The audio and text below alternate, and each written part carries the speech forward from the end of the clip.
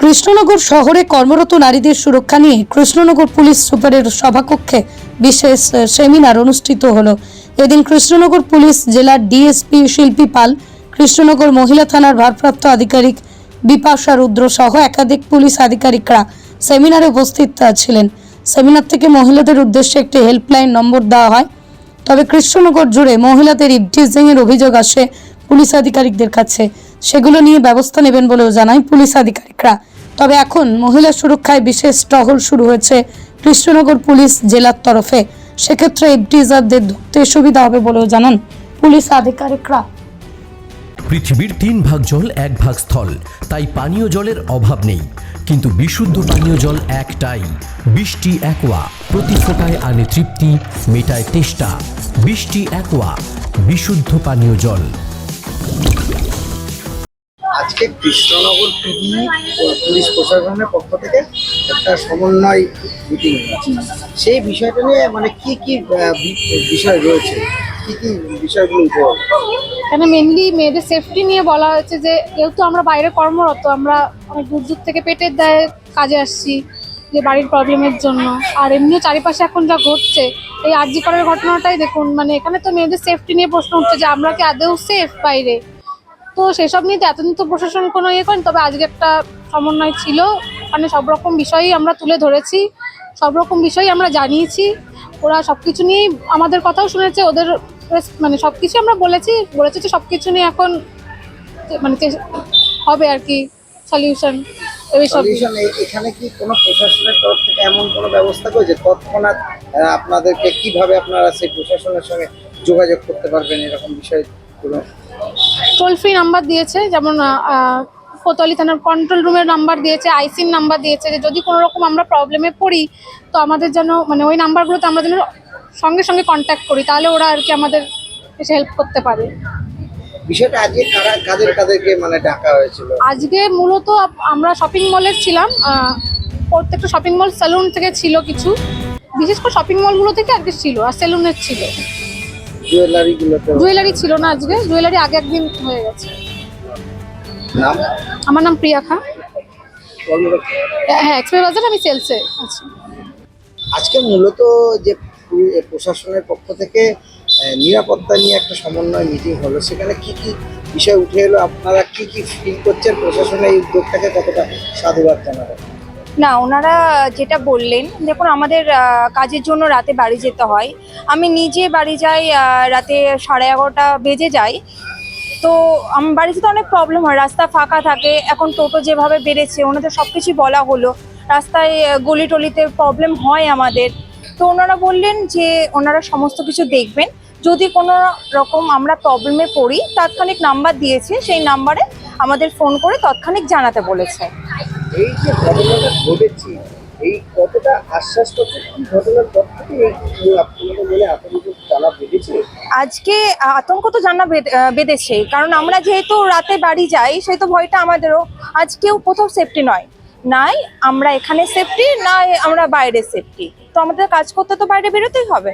তো ওনারা এইটুকুনি আশ্বাস দিয়েছেন যে রাস্তাঘাটে আমাদের কোনো প্রবলেম হবে না। আরজিকরের ঘটনার পর থেকে আমরা যথেষ্ট আতঙ্কিত। তো আমরা যদি রাস্তায় কোনো প্রবলেমে পড়ি, সেরকমভাবে যদি তাৎক্ষণিকভাবে কোনো পুলিশে ফোন করা হয়, যদি ওনারা তাৎক্ষণিক স্টেপ নেয়, তাহলে আমাদের পক্ষেও সেটা সুবিধাজনক হবে। এই ঘটনার পরে মানে এই যে পুলিশ প্রশাসনের এই ভূমিকা করে কতটা মনের মধ্যে আশ্বাস বা ভরসা পাচ্ছে? যেহেতু ওনারা বলেছেন যে তাৎক্ষণিক ওনারা সমস্ত প্রবলেম আমাদের সলভ করবেন, তো খানিকটা আশ্বাস পাচ্ছি যে ফোন করলে অন্তত এটা বলবেন না যে দেখছি, ওনারা কিছু একটা ব্যবস্থা করবেন আমাদের জন্য। ওনারা সেরকমভাবেই আশ্বাস দিয়েছেন, ওনার নাম্বারও দিয়েছেন।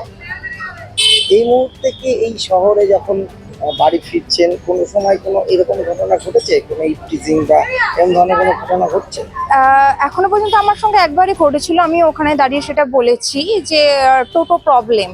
একটা টোটোওয়ালা আমারই এক স্টাফের পিছনে ফলো করছিল। তো আমি ওখানে দাঁড়িয়ে আমরা বলেছি যে আমরা কিভাবে টোটোওয়ালাটাকে চিনবো, কারণ ওখানে তো টোটো নাম্বারও নেই। তো ওনারা আমাকে বললো, তো থানায় কেন কমপ্লেন জানাও নি?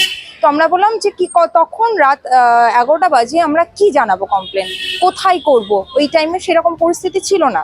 তো ওনারা সেটা আশ্বাস করলেন যে এবার যে কন্ট্যাক্ট নাম্বারটা দিচ্ছি আমাদের সেকেন্ড টাইম কোনো রকম প্রবলেম হবে না, ওই নাম্বারে কল করলে ওনারা তাৎক্ষণিকভাবে ওনারা স্টেপ নিয়ে নেবেন। আপনার নাম? মৌমিতা পাল। সে দিয়ে দেবো।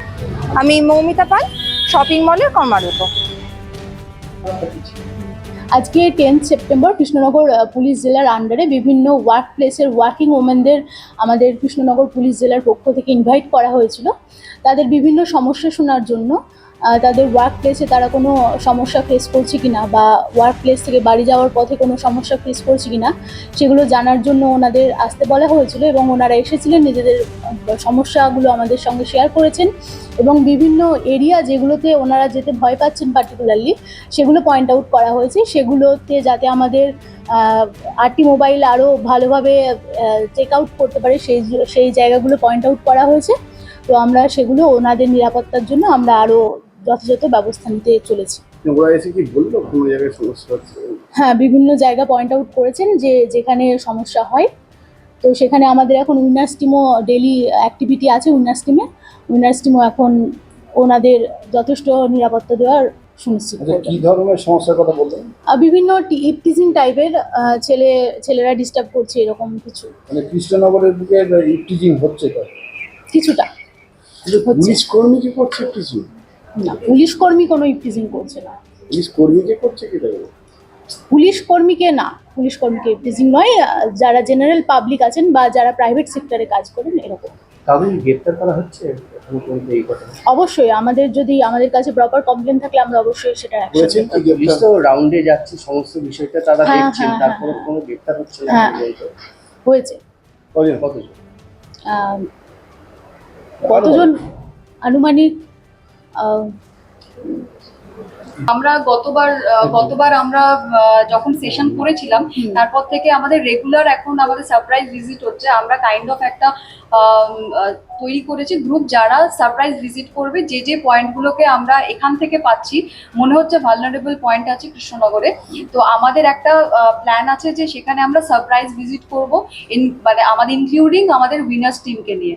তো ফার্স্ট ডেতে আমরা যখন ফার্স্ট মিটিংটা করেছিলাম তারপর থেকে আমাদের রেগুলারাইজ করেছি ওটাকে। আমরা প্রত্যেক দিন সন্ধ্যে 7টা থেকে রাত্রির 11টা 11:30 অবধি যতক্ষণ না পর্যন্ত কৃষ্ণনগর থেকে ওয়ার্কিং উইমেনরা তাদের গন্তব্যস্থল অবধি যাচ্ছেন সেই টাইম পিরিয়ডে আমরা মোটামুটি ওই পয়েন্টসগুলোকে কেটার করছি। তো এখনো পর্যন্ত আমরা অন অ্যান অ্যাভারেজ প্রত্যেক দিন এরকম অ্যাভারেজ আমরা 10 থেকে 15 জন করে আমরা একটা প্রিভেন্টিভ অ্যারেস্ট করছি ওখানে। 15ই সেপ্টেম্বর আনুষ্ঠানিক উদ্বোধন। পোশাকে স্বাদ ও সাধ্যের হবে স্বপ্ন পূরণ। সর্বভারতীয় শাড়ি ও রেডিমেড পোশাকে সবার মাঝে স্বাদ পূরণ। ইউনিট অফ আদি লোকনাথ টেক্সটাইল, কাঁঠালপুলি রোড, সিংহাট মোড়, চাকদহ। জেআরএস পাবলিক স্কুল প্রায় 35 বিঘা জমির ওপর গড়ে উঠেছে বিশাল ক্যাম্পাস। নার্সারি থেকে শুরু করে উচ্চ মাধ্যমিক, ITI college, law college, BEd college ভর্তি চলছে। জেআরএস পাবলিক ব্যালকনি বা সিঁড়ির রেলিং, মডিউলার কিচেন বা ড্রয়িং রুম, এক কথায় আপনার স্বপ্নের বাড়িকে করে তুলুন আরো সুন্দর। Chakdah ply centre, gorgeous look বা কোয়ালিটি সবে 3 নম্বর 1 Chakdah ply centre. Chakdah ply centre, KBM, Chakdah, Nadia. কোথায় ইনভেস্ট করবেন, কেন করবেন বুঝতে পারছেন না তো?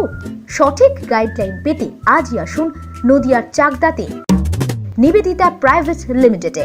Nivedita private limited, marketing and distribution service. Chakdah aluminium centre, ply, কাঁচ, laminates, kitchen fittings, door lock, window ও অ্যালুমিনিয়ামের খুচরো ও পাইকারি বিক্রেতা। Chakdah aluminium centre, Purbalalpur 50 number রেলগেটের পাশে, চাকদা, নদিয়া। হোমওয়ার্কটা করেছো? হ্যাঁ স্যার। এ বাবা, ভুল করেছো কেন? চোখে কেমন ঝাপসা দেখছি, লিখতে আর পড়তে খুব সমস্যা হচ্ছে। চাকদার মডার্ন অপটিক্স থেকে ভালো চোখের ডাক্তার দেখিয়ে নাও। প্রতিদিন প্রকৃত চোখের ডাক্তার ও দৃষ্টি বিশেষজ্ঞ মডার্ন অপটিক্স, চাকদহে। স্যামসাং, জিও, রিয়েলমি, নদিয়ার একমাত্র অথরাইজড ডিস্ট্রিবিউটর ঘোষ কমিউনিকেশন, থানার মোড়, চাকদা।